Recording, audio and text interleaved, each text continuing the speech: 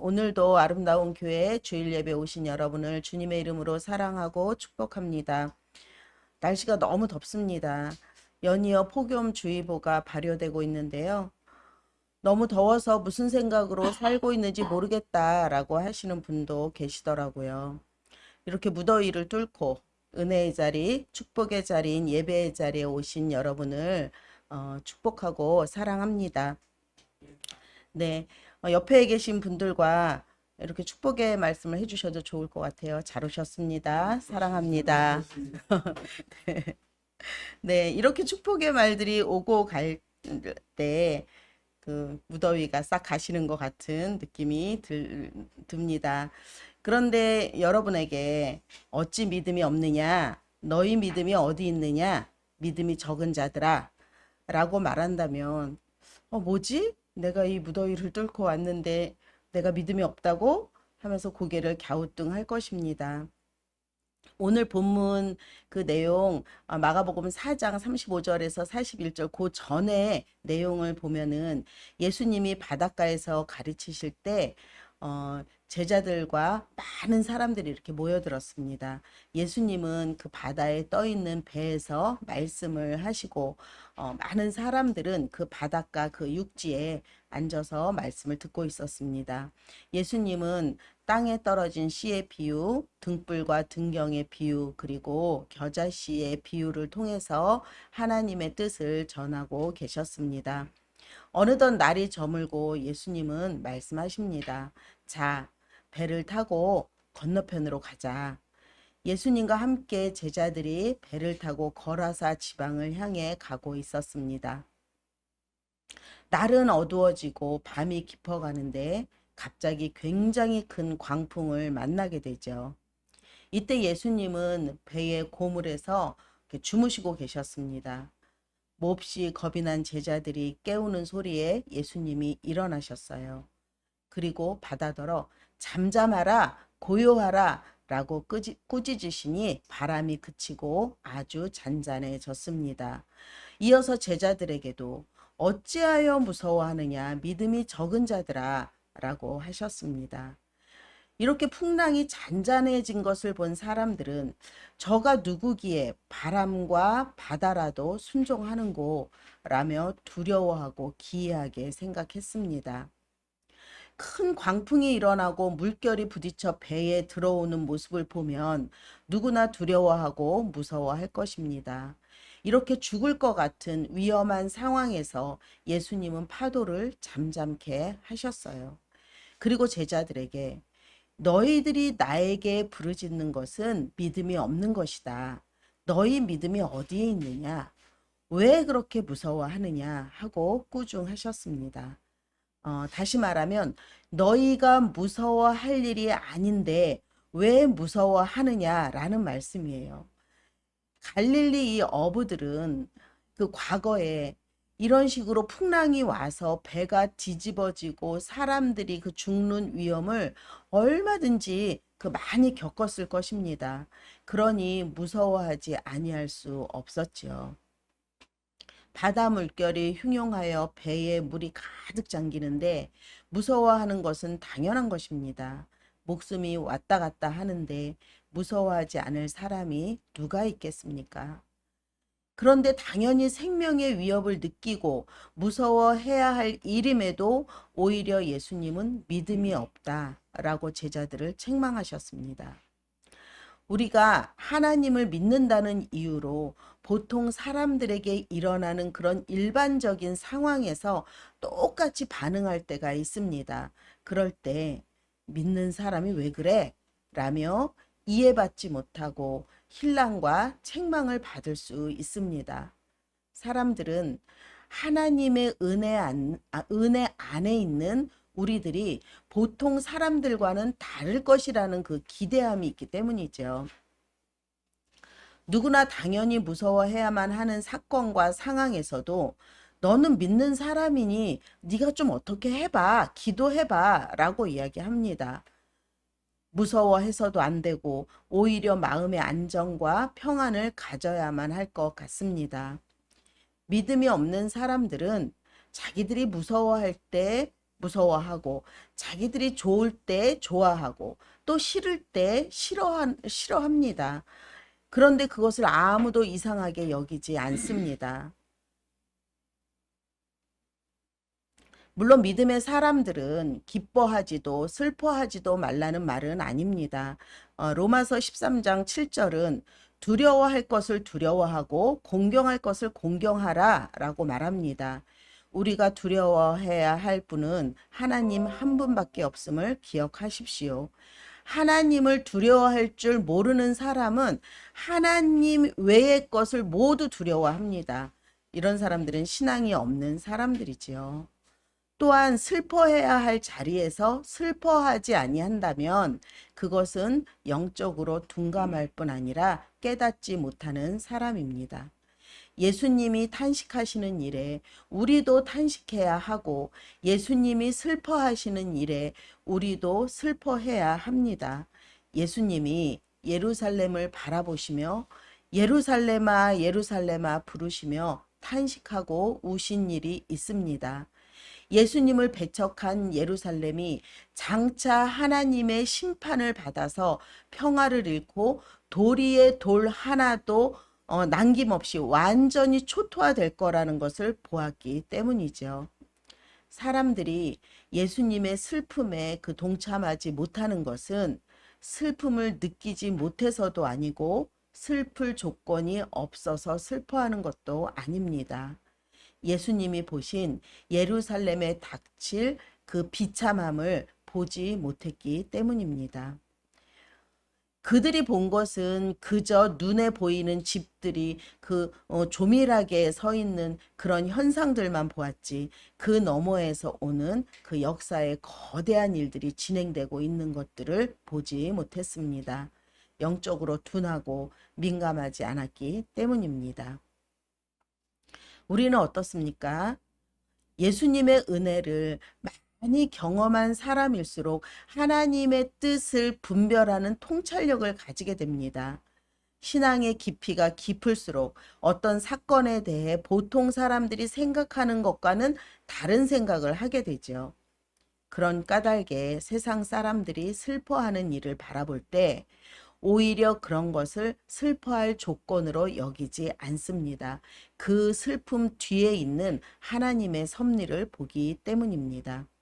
그러니까 모든 사람들이 동일하게 한 가지 일을 보고 슬퍼하지는 않아요. 참된 그리스도인은 보통 사람들이 슬퍼할 조건이라고 하는 것을 슬퍼하지 않습니다. 왜냐하면 그 너머를 볼 수 있는 눈이 있기 때문인데요. 오히려 슬퍼하는 대신에 하나님의 축복의 전주곡이라고 생각합니다.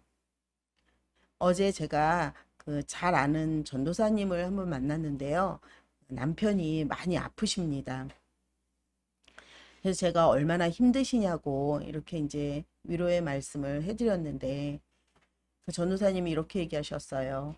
하나님의 은혜로 남편의 믿음이 요번 일을 통해서 더 성장했어요. 저는 그것을 바라볼 때 육신은 힘들지만 모든 것이 너무 감사했습니다. 라고 하셨어요. 간병인도 쓰지 않고 전도사님이 직접 다 옆에서 케어해 주셨거든요. 그러나 그것을 못 보는 사람은 눈앞에 일어나는 현상만을 바라보고 마음이 굉장히 두렵고 어려워지는 것입니다. 우리가 잘 알고 있는 이야기 철로 역정을 보면 그 두 번째 이야기에서 크리스찬이 미문에 이렇게 들어갈 때의 이야기입니다. 사자 두 마리가 있는데 뒤에는 쇠사슬에 이렇게 묶여 있어요. 사자들이 잡아먹으려고 으르렁거리면서 발을 쳐들고 입을 벌리고 있습니다. 그 불신과 겁쟁이는 그 모습을 보고 깜짝 놀라서 오던 길을 되돌아갑니다. 그리고 크리스찬에게도 가지 말라고 하면서 가면 사자에게 찢겨서 죽임을 당한다고 이야기합니다. 크리스찬은 고민을 하다 돌아가려고 하는데 그 경계라는 이름의 문지기가 소리칩니다. 너 그렇게 담력이 없느냐?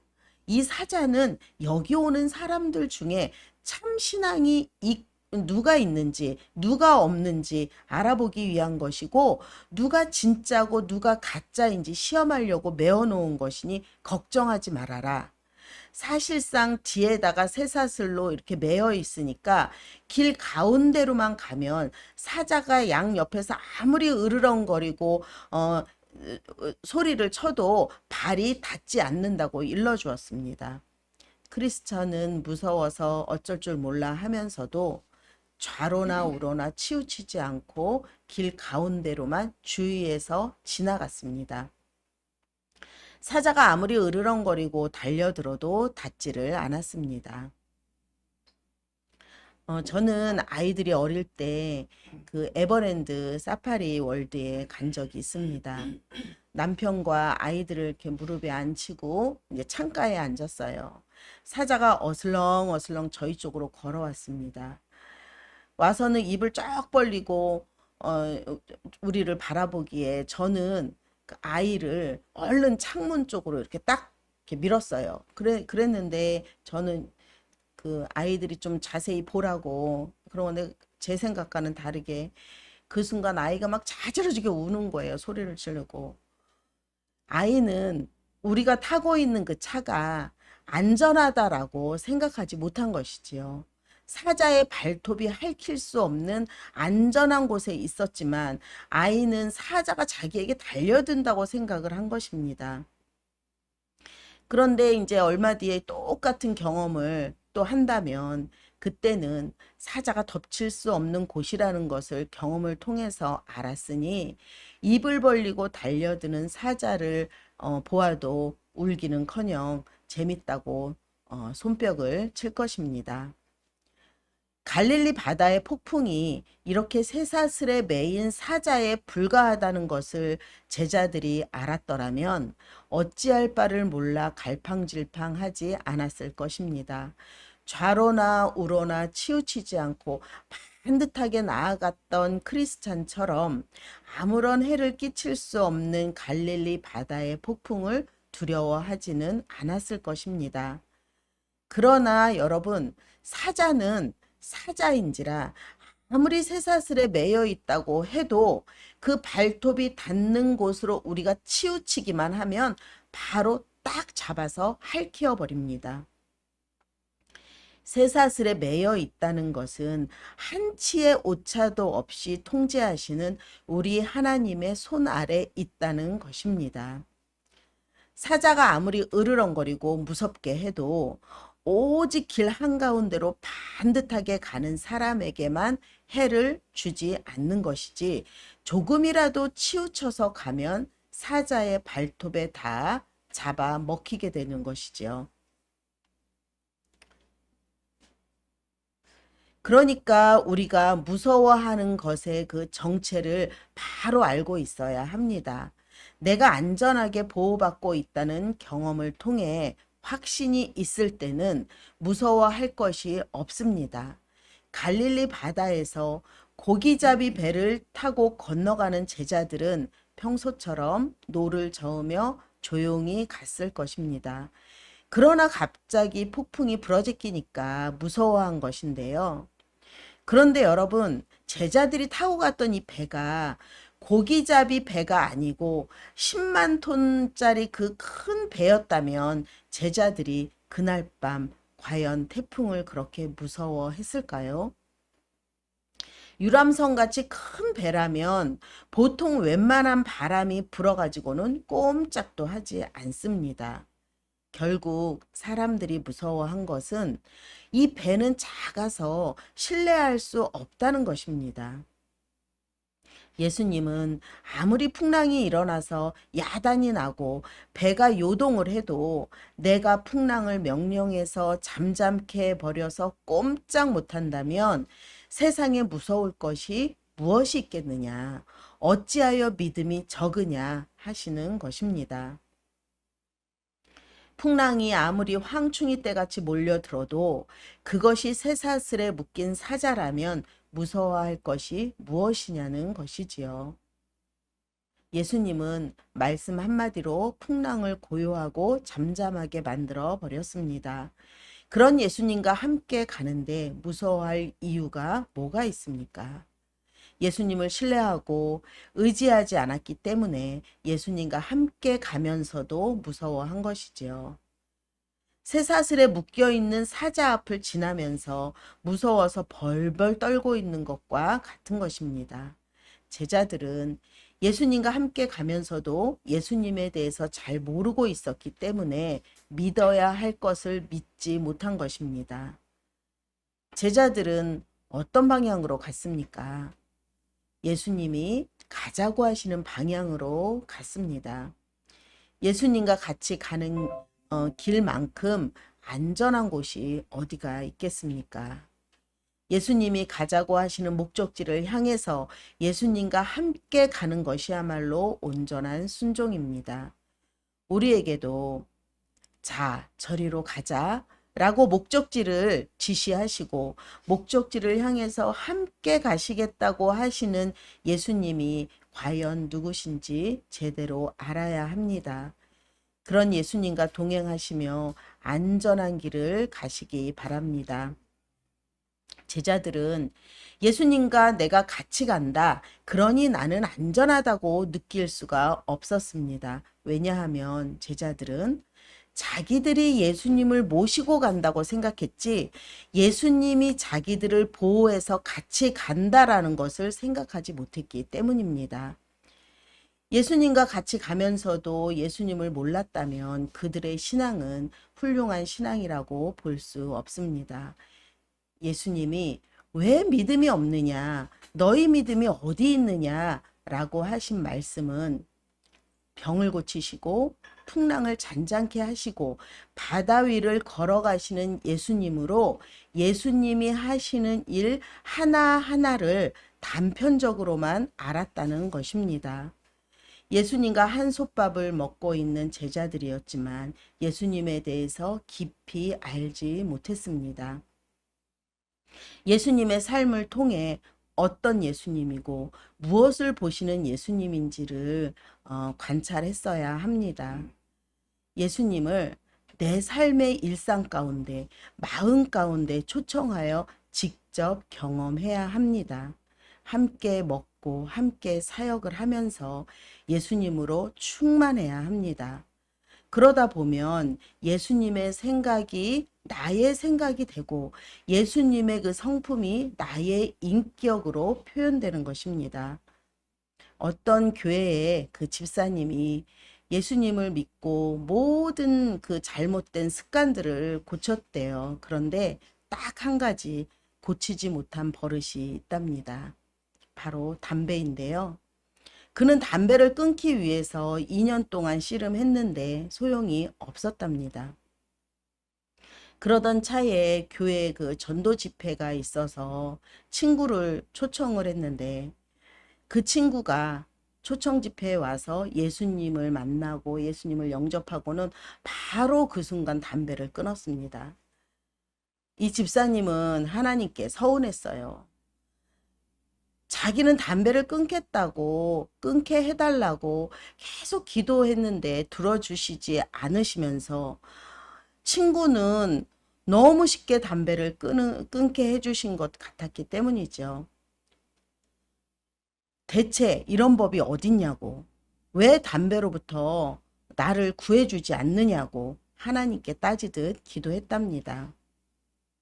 그러자 하나님의 음성이 들렸어요. 내가 아직도 그것을 좋아하기 때문이다. 그 집사님은 깜짝 놀랐답니다. 담배를 끊고 싶다고 말한 것은 그 막연한 바람이었어요. 속마음은 여전히 죄에 끌리고 죄를 즐기고 있음을 깨달았습니다. 풍랑을 잔잔하게 하신 예수님을 통해서 제자들은 기이한 능력으로 5천 명을 먹이신 분 또는 바다 위를 마음대로 걸어가신 분으로만 아는 것으로 끝나서는 안 됩니다. 예수님은 아무리 풍랑이 요동칠지라도 말씀 한마디로 잔잔케 하시는 분입니다. 지금 제자들이 가고 있는 이 길은 예수님이 가자고 하신 길입니다.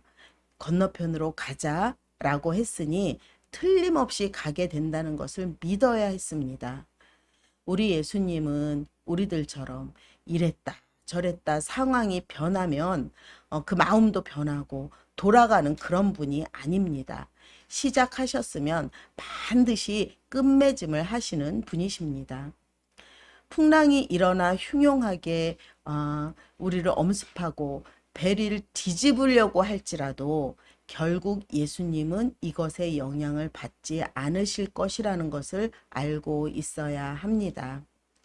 갈릴리 바다의 그 풍랑을 잔잔케 하신 그 예수님이 우리 인생의 풍랑도 잔잔케 해주시는 분입니다. 그뿐만 아니라 우리는 예수님의 보호를 받으며 예수님과 함께 가게 될 것을 믿으시기 바랍니다.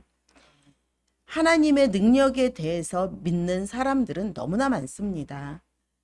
하나님은 전능하신가요? 라고 이렇게 물으면 무슨 말씀이세요? 당연히 전능하신 분이시지요? 라고 말합니다. 그러나 어떤 위기의 상황에서 하나님의 전능하심을 아무리 믿는다고 해도 우리의 생각대로 문제가 해결되지 않을 때가 있습니다. 하나님의 생각과 우리의 생각이 다를 수 있기 때문인데요. 그럴 때 하나님의 의사와 상관없이 종종 자신이 큰 신앙인인 것처럼 이렇게 얘기합니다. 하나님은 전능하시니까 우리는 믿음으로 이 일을 하겠어. 그러나 그것은 믿음으로 본인 자신이 하겠다는 말입니다. 그러면 이렇게 얘기하는 분이 계실 거예요. 믿음으로 하면 되는 거 아닌가요? 아닙니다. 우리가 하는 것이 아니라 우리의 믿음의 반응을 보시고 하나님께서 하시는 것입니다. 제자들도 마찬가지로 예수님이 풍랑을 잔잔케 하시거나 풍랑에서 안전하게 보호하신다는 그 의사를 가지고 계셨음을 알 수 있는 근거가 있습니다. 예수님이 먼저 저 건너편으로 가자라고 하셨기 때문에 틀림없이 가는 것입니다. 예수님이 배의 그 뒷부분인 고물에서 주무시고 계셨는데 만일 풍랑으로 배가 뒤집히면 예수님이 가장 먼저 물에 빠질 것입니다. 예수님과 동행한다는 사실 자체가 의미하는 것은요. 예수님이 평안한 가운데 안전하게 건너편까지 아무런 어려움 없이 잘 데리고 가실 것이라는 사실입니다. 제자들은 예수님과 같이 간다면 어떤 이익이 있겠지? 라고 생각할 수 있습니다. 그러나 예수님과 함께 한다는 그 존재 자체에 특별한 의미를 느끼지 못한 것 같습니다. 예수님의 특별한 보호하심을 확신하지 못했기 때문에 예수님이 풍랑을 잔잔하게 하시고 안정을 주시고 평안함을 주시리라는 그런 아무런 기대를 가질 수 없었습니다. 이것이 바로 믿음이 없다라고 한 이유입니다. 그러면 그런 믿음은 어떻게 생기는 것일까요? 그런 믿음은 하루아침에 생기지 않습니다. 평소에 예수님의 하신 일들을 늘 깊이 관찰하다 보면 희미하게 보이던 사역들이 하나하나 선명하게 보여집니다. 그러다 보면 예수님에 대한 마음이 각별해집니다. 예수님이 더 소중해지고 나의 예수님을 더욱더 알아야겠다는 그런 간절한 마음으로 깨달음이 오는 것입니다. 그렇게 예수님에 대한 지식을 차츰차츰 축적해 가야 합니다. 그러다 보면 예수님은 어떤 분이고 예수님은 무엇을 좋아하시는지 어떤 뜻을 가지고 어떤 곳에 마음을 쓰시는지 알게 됩니다. 예수님이 좋아하시는 것 우리도 좋아하게 되고 예수님이 싫어하시는 것 우리도 싫어하여 예수님과 마음을 맞추어가는 아름다운 교회 성도님들 되시기를 간절히 바랍니다. 우리가 드라마를 보면요. 그 공감할 때가 있는데 그러다 보면 감정이입이 됩니다. 그래서 내가 마치 주인공이 된 것처럼 울다가 웃다가 하면서 또 그 자신의 이야기를 막 이렇게 꺼내 놓습니다. 이처럼 예수님을 가장 생생하게 알 수 있는 것은 예수님이 우리 인생에 개입하셨을 때입니다. 죽을 수밖에 없는 상황에서 하나님께 간구했더니 하나님께서 여러 가지 분명하고도 또렷한 증거로 죽음에서 건져 주시리라는 뜻을 보여주십니다. 그리고 난 후에 기적적으로 죽음에서 건져 주셔서 행복한 삶을 살았다면 그의 마음은 어떻겠습니까? 우리가 입술로 아무리 하나님의 사랑은 무한하시고 극진하시고 무엇과도 바꿀 수도 비교할 수도 없다라고 100번, 1000번 외치는 것보다 한 번 경험해 본 그 사랑이 절실하게 크게 느껴질 것입니다. 그러니까 우리가 하나님에 대해 하나씩 하나씩 알게 되는 것은 우리 삶의 경험 위에서 알게 되는 것입니다. 처음에는 우리에게 일어나는 그 일들이 하나님의 개입인지 아닌지조차 알지 못할 수도 있습니다. 시간이 지나면서 차츰차츰 깨닫게 되고 하나님의 마음까지 알아갈 때 우리의 삶 가운데 하나님의 마음이 작동하는 것을 알게 될 것입니다. 그때에는 비로소 죽을 수밖에 없는 우리를 구원해 주신 하나님의 그 무한하신 사랑을 눈물겹게 고백하게 되는 것입니다. 예수님의 제자들이 평소에 예수님이 하신 일들, 병든 자를 고치시고 귀신을 내어 쫓는 일들을 가만히 보았습니다. 그 안에서 국률의 예수님, 자비의 예수님을 파악하고 예수님이 어떤 분인지를 알았더라면 풍랑을 만났을 때에도 예수님이 어떻게 움직이실 거라는 것을 알았을 것입니다. 왜냐하면 예수님이 제자들에게 함께 저 건너편으로 가자라고 하셨으니 풍랑은 사실 예수님의 문제인 것입니다. 사랑하는 여러분, 오늘 우리에게도 말씀하십니다. 너희 믿음이 어디 있느냐? 어찌 믿음이 없느냐? 믿음이 적은 자들아. 하나님께서는 우리에게 믿음의 증거를 많이 보여주셨고 믿을 수 있는 기회도 주셨습니다. 때로는 해결되지 않을 것 같은 상황에서 지혜를 주시기도 하고 사람을 붙여주시기도 하고 또 일방적으로 하나님의 뜻대로 인도하시기도 합니다. 어떤 모습으로 다가오실지 우리는 모릅니다. 그런데 중요한 것은 그 예수님을 붙잡는 것입니다. 지금 우리에게 예수님에 대해 더 궁구하고 더 예수님을 경험할 시간을 주셨습니다. 하나님은 우리의 믿음을 반드시 달아보시는 분이십니다.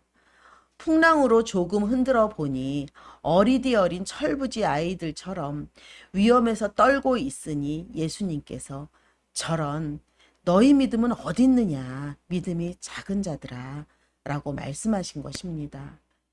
우리의 지식도 하루아침에 성립되는 것처럼 하루아침에 성립되지 않는 것처럼 믿음도 어느 날 눈뜨니 갑자기 믿음이 막 생기고 뭐 그런 것은 절대 아닙니다.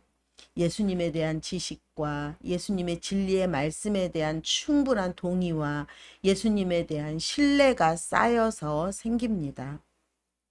우리가 하루 24시간을 살아갈 때 아침, 점심, 저녁이라는 그 시간의 경과를 요하는 것처럼 순간순간 예수 그리스도를 파악하고 나아가는 것이 믿음이 자라는 일에 중요한 것입니다. 한 주간 동안도 예수님에 대해서 더욱 깊이 깨달아 알아가는 아름다운 교회 성도님들 되시기를 간절히 바랍니다.